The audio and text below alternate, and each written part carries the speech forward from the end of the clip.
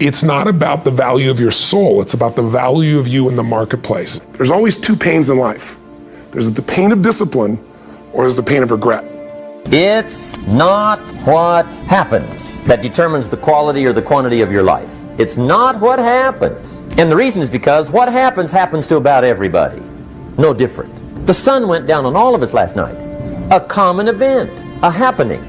And I found out that the same things can happen to two different people. One gets rich and one stays poor. Why is that? It's because it's not what happens, but rather it's what you do that changes everything. What's an area of your life right now that you really want to improve? What's an area that's important to improve? So your body's great, how about your career? If career's great, how about your relationships? Intimate one especially, or your kids, or your relationship with your creator, your spiritual side of your life, or is it your finances? Figure an area that really matters, decide on that area. I say to people, you got to participate in your own rescue. You've got to retool yourself. Lasting change is different than a goal. You don't always get your goals, but you always get your standards. Everybody in life gets their musts. They don't get their shoulds. Most people have a list of shoulds, don't they? Don't you have a list of the shoulds, things you should do, you should follow through on? I should lose some weight, I should work out more, I should make more calls, I should respond more rapidly to my email, whatever, you know? I should get into the office earlier, I should be, more confident, whatever your should list is. People love to have their should list be met, but it's kind of like New Year's resolutions. If it does, it's really exciting, but if it doesn't, which is most of the time, it's a little disappointing, but you kind of know it's not gonna happen. But when you decide something is a must for you, an absolute must, when you cut off any possible, you say, I'm gonna find the way or I'm gonna make the way. Human beings, when they resolve things, when they make a real resolution inside themselves, which is they raise the standard and they make it a must, they find the way. Everything in life is always changing. We don't have to work on change. Change is automatic, but progress is not. So if you wanna make real progress, then you really gotta look at your life in a different way. You gotta say, I gotta take control of this process and not just hope it's gonna work out like people do who make a resolution. My mom was a powerful woman, so she kicked my fourth father out, whose name I carry, and he adopted me. And when he went out, she decided it wasn't his side, so she kicked me out too by chasing me out with a knife. And I wasn't worried she was gonna stab me or anything, but I decided this is freedom, and I've gotta find a way to make my life work. But I had no money. I had a 1960 Volkswagen I worked $40 a week as a janitor to buy and pay for. And so I had no car, I had no money, I had no anything. I went and slept in a person's laundry room, and then I decided I've got to figure out what to do, and I needed to feed my mind because I was so depressed, I was so overwhelmed. I'm missing my brother and sister and feeling just completely out of sorts. So I got on a bus and I traveled 14 miles, I remember, because I ended up running it one time. And I went to this bookstore and I bought this book called The Magic of Believing by Claudia Bristol. It's the first real book other than maybe Think and Grow Rich or Emerson's essays. And I started on this journey of saying every single day I'm going to feed my mind. I'm not going to hope good thoughts show up. I'm going to read biographies. I'm going to find out what makes people tick. I'm going to understand what makes me tick. And I wanted to read a book a day, but I didn't do that. I took a speed reading class and I read 700 books over 7 years. And they were all personal development, human development, psychology, physiology. And then what I try to do is take anything that I learned and apply it. And then when I applied it, I was 5'1" in my sophomore year in high school. I'm 6'7" now. I tell people the difference is personal growth. Really. But sincerely, I became Mr. Solution because I wanted to help everybody. So I was this little fat guy, and I couldn't lose weight, and I lost weight. And all my buddies are like, how'd you do that? And I said, well, here's what I did. And they lost weight, and then we all got girls. And that led to, as a young kid, that led to where, if you had a problem, I was Mr. Solution. Especially if you're a girl, I was more motivated to help you. So the breakthrough was really understanding the power of compressing decades into days. And if someone has spent decades of their life and they compress it into a book, and you can read it in an hour or a few days, you have such an advantage, because when you learn by your own experience, it's painful and it's slow. When you learn by other people's experience, everybody knows in the financial world, other people's money is leverage, right? Well, other people's experience is more powerful than other people's money, because you can have the money and lose it. But if you get the experience, you can change it all. So I think that was the beginning for me, and it set me on a lifelong path of hunger. I've never lost my hunger. You get on an airplane, what's the first thing they say?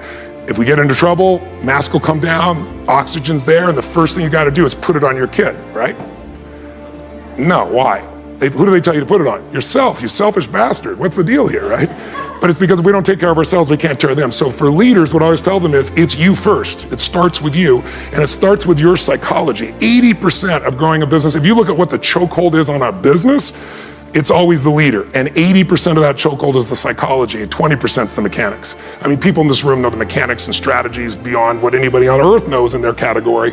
So it's really about you being in the state where you execute. It's like I always tell people, knowledge is not power, it's total BS. Knowledge is potential power. Execution trumps knowledge every day of the week. And so my life is, how do you get yourself to execute? And execution comes from learning to put yourself in that right state every day. What do these people need to get started? Why aren't they starting? We all know the answer is fear. But the difference with you guys or me or anybody who's followed through is we're more afraid of what life would be like if we don't follow through than the person who's willing to settle for what they got and kind of hope it'll change and maybe purchase something for the moment and then not follow through on it. It's almost like people, overachievers, have a little more fear. They're a little more afraid of missing out. They're afraid of not being there, or they got a strong enough reason to follow through. So I'd say if you're looking at home, you want to give somebody some value, go, where do I start? I'm sick of this. That's a damn good place. Once you break through, then it just becomes a game. The people that are getting your products have not yet broken through in most cases. The breakthrough happens by conditioning your mind every day, by feeding it a role model or story. It's putting yourself in a peak state where you follow through by getting physically strong. It's creating a little ritual of doing a little bit each day, and then you get momentum. But the most important thing of all is what we started out with. Why? Why is it a must for you? It doesn't have to be you're against the wall, but it has to be something you're hungry for, because the only difference in people is hunger. And if you're not hungry, get around people that are hungry and something will hit you. So people can change their standard by getting around where it's better. People can change their standard by getting associated with what's true, like the bills they got to solve, the problems they got to do it. Or they can do it because they're excited because it's something new they want to take on. Everyone's different, but they got to find the why, and they got to come up with some daily rituals to get them going and just do a step at a time. That's where you get momentum. People that succeed, when an opportunity is there, they trust. They trust. If I'm going to thrive, this is here in my life for a purpose. Life isn't happening to me. Life is happening for me. And even this pain or challenge or this opportunity is something I got to find a way to make use of. I need to make a decision, and I need to do something right now to move things forward in the direction of what I really want for my life. Even if I don't know the final destination, I need to move in that direction. I need to take some form of action. Most people, they have all these visions. Maybe they start to make a little sort of decision, but they don't make a real decision because they don't act on it. And if you don't act on it, your ideas, your dreams will die in your mind. They'll die on your lips. And think about it. Most people in North America, around the world, the Western world, are they truly fit, strong, and healthy? Do they truly have a relationship that's totally passionate? Do they love their work? Are they economically free? The vast majority, you and I both know the answer is no. If you want to be like most people, then what you got to do is figure out how to survive. If you want to lead, you got to thrive. And you have that capability, and you're probably already doing it. I'm probably speaking to the choir to some extent. If you're still watching this right now, you've turned me off as a raging maniac who's on a rant, because that's what I am. I'm on a rant right now. A rant to call to your soul to say, no matter how great life is, take it to the next level. Find the way to thrive on the very things that stop other people in their tracks. Thrive on what produces fear inside you and in other people. Thrive on something that you envision that you have a higher purpose for. Thrive by being decisive.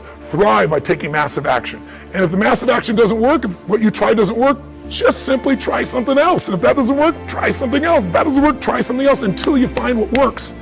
Now you can speed that up by modeling, by finding somebody who's already getting the results that you want to get in your life. Somebody who already has lost 30 pounds and kept it off.